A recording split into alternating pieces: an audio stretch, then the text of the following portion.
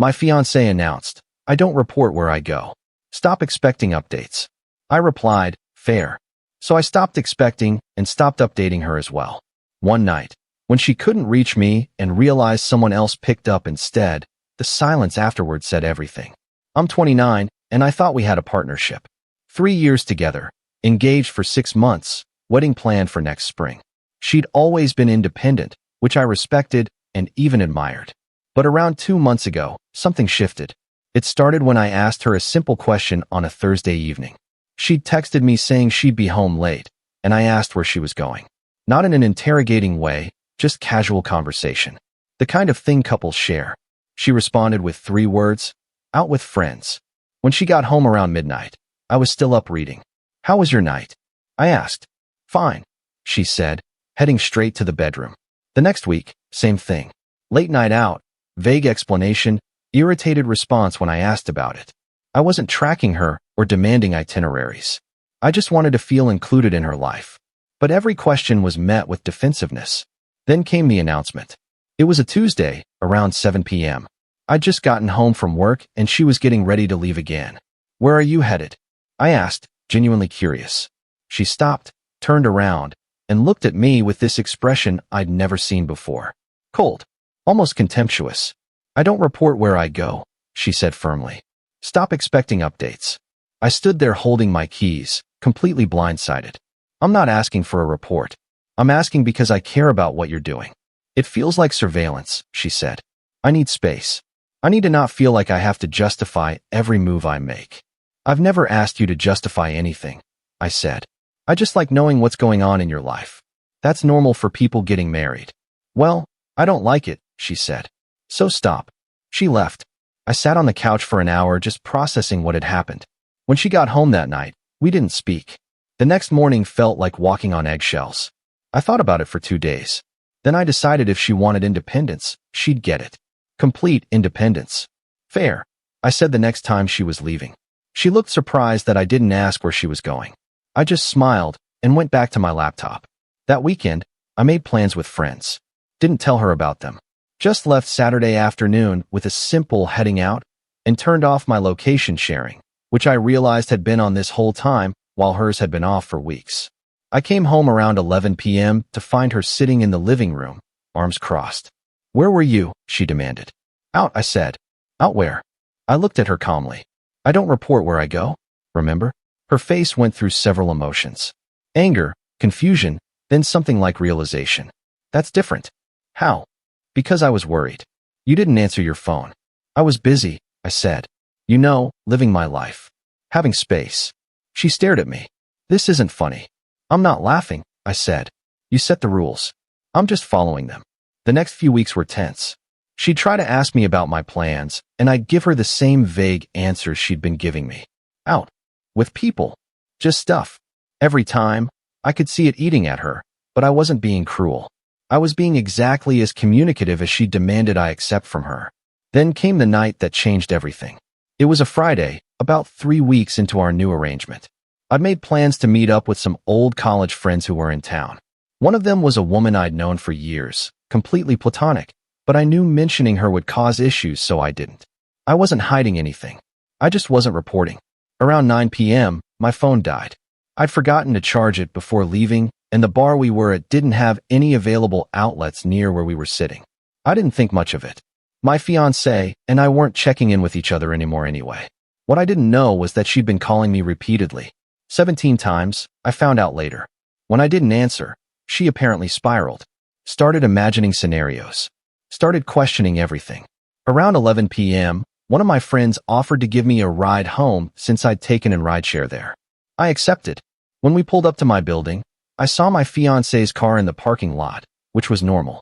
What wasn't normal was seeing her standing outside, phone in hand, looking frantic. "Thanks for the ride," I said to my friend. "I'll see you tomorrow." "No problem," she said. "Tell your fiancé I said hi." "Will do," I said, getting out. My friend drove off, and I walked toward my fiancée, who was staring at me with an expression I couldn't quite read. "Your phone's dead," she said. It wasn't a question. "Yeah, forgot to charge it." "Who was that?" she asked, nodding toward where my friend's car had been. "A friend from college. Gave me a ride home." "A woman?" Yeah, I said. A woman. Who is my friend. Who I've known for 10 years. Who is married with 2 kids. She looked like she was going to be sick. You've been out all night with another woman, and you didn't tell me. I've been out with a group of friends, I corrected. One of whom happens to be a woman. And no, I didn't tell you, because we don't do that anymore. Remember? That's not the same, she said, her voice rising. It's exactly the same, I said calmly. You go out without telling me where or with whom. You established that as acceptable behavior in our relationship. I'm just reciprocating. I wasn't out with other men, she said. How would I know? I asked. You don't tell me anything. For all I know, you've been spending every evening with your ex-boyfriend. I wouldn't know because I stopped asking. She went pale. I would never. And I haven't either, I said. But you immediately assumed the worst about me because I did exactly what you've been doing for weeks. That's interesting, isn't it? We stood there in the parking lot, the November cold seeping through my jacket, just staring at each other. I made a mistake, she finally said quietly. Which part? All of it, she said. I thought I needed space and independence, but what I actually needed was to feel like you weren't controlling me. And instead of talking about that, I just shut you out. Why did you feel control? I asked. She looked down. My ex used to track my every move, question everything I did, make me feel like I couldn't breathe. And when you started asking where I was going, it triggered something in me. I panicked and overcorrected. I'm not your ex, I said. I know, she said, crying now. I know you're not. But I made you into him in my head. I convinced myself you were becoming possessive when you were just being normal, just caring about me like partners do. And when I stopped asking, you realized the difference, I said. When you stopped asking, I felt abandoned, she admitted. I felt like you didn't care anymore. And tonight, when I couldn't reach you, I realized how much I'd hurt you by shutting you out. I rubbed my face, exhausted. We can't get married like this. She froze. What are you saying? I'm saying we need to postpone, I said. We need to figure out if we can actually communicate with each other before we make legal commitments. I can communicate, she said desperately. I'm doing it right now. You're doing it now because you got scared, I said. But for weeks you've been building walls. And I've been building them right back. That's not a partnership. That's 2 people living separate lives under the same roof. We went inside and talked until 3 in the morning. Really talked, not just surface-level conversation.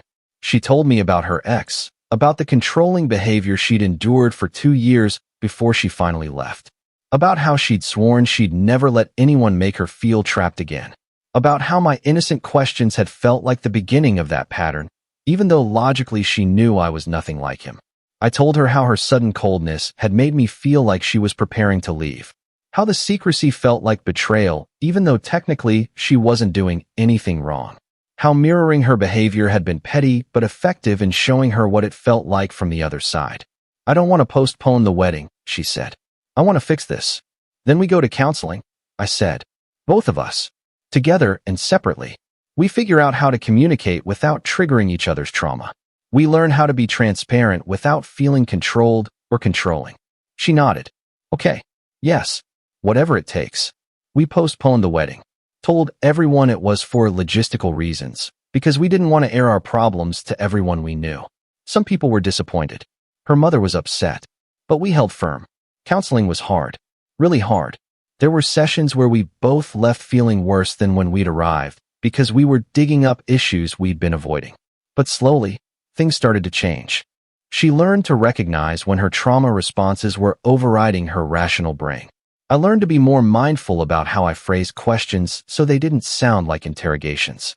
We established a system where we'd share general plans without making it feel like a report. I'm having dinner with coworkers downtown, probably be back around 10, instead of vague out with people or demanding, where exactly are you going and who will be there? 3 months into counseling, we had a breakthrough session. The therapist asked us both what we were most afraid of in the relationship. I'm afraid she'll leave the moment she feels trapped, I said. That I'll never be able to relax because any question might set her off. I'm afraid he'll turn into my ex, she said. That the caring questions will become demands, then accusations, then control. And what evidence do you have that those fears are valid? The therapist asked. We both sat there silent. Because the truth was, there wasn't any real evidence. Just fear and past trauma bleeding into present reality. He's never tried to control me, my fiancé admitted. Not once in 3 years. Even when I shut him out completely, he didn't chase me or demand explanations. He just gave me exactly what I asked for. And she's never actually tried to leave, I said. Even when things got bad, she stayed. She showed up. She's willing to do this work. The therapist smiled. So maybe the question isn't whether your fears will come true. Maybe it's whether you trust each other enough to believe they won't. That session changed something fundamental between us. We started extending trust instead of withholding it. Started assuming good intentions instead of jumping to worst-case scenarios. 5 months after that night in the parking lot, we set a new wedding date. Small ceremony, just close family and friends. Nothing elaborate. We'd spent enough money on couples counseling that a huge wedding seemed excessive anyway. The night before the wedding, we were in our apartment packing for the honeymoon. She looked at me and said, "I'm glad you called me out." On what? On the double standard. On expecting from me what I wasn't willing to give. If you just kept accepting my behavior, we would have drifted apart completely. You forcing me to see what I was doing saved us. We saved us, I corrected. Both of us. By being willing to do the work. "I'm having dinner with your college friends tomorrow night," she said suddenly. I looked up, confused. "What? The ones you were with that night. I want to meet them properly. Especially the woman who drove you home. I owe her an apology for the assumptions I made." "You don't owe her anything," I said. "You didn't say anything to her." "I know," she said. "But I want to meet the people who are important to you. I want to be someone who shows interest in your life instead of someone who demands you stay out of mine." We got married the next day. Small ceremony, big commitment. Her vows included a promise to always communicate even when it's uncomfortable. Mine included a promise to be patient with her healing even when it's frustrating. It's been 8 months since the wedding. We still go to counseling monthly, just to maintain the progress we've made. We share our calendars with each other, not because we have to, but because we want to. We ask about each other's days and actually listen to the answers. Last week, she was heading out for the evening and I asked where she was going. She didn't freeze or get defensive. She just smiled and said, "Dinner with some work friends at that new place downtown. Should be home by 10. Want me to bring you back dessert?" "That would be great," I said. Such a simple exchange. The kind of thing most couples do without thinking. But for us, it represented years of work and healing and choosing each other every single day. She came home at 9:45 with chocolate cake and stories about her evening. We ate dessert together, and she showed me photos from dinner. Normal couple stuff. But it felt like a victory. Because we'd both learned that independence doesn't mean isolation. That asking questions doesn't mean controlling. That trust is built through transparency, not secrecy. And that sometimes the best way to show someone what they're doing wrong is to mirror it back to them exactly.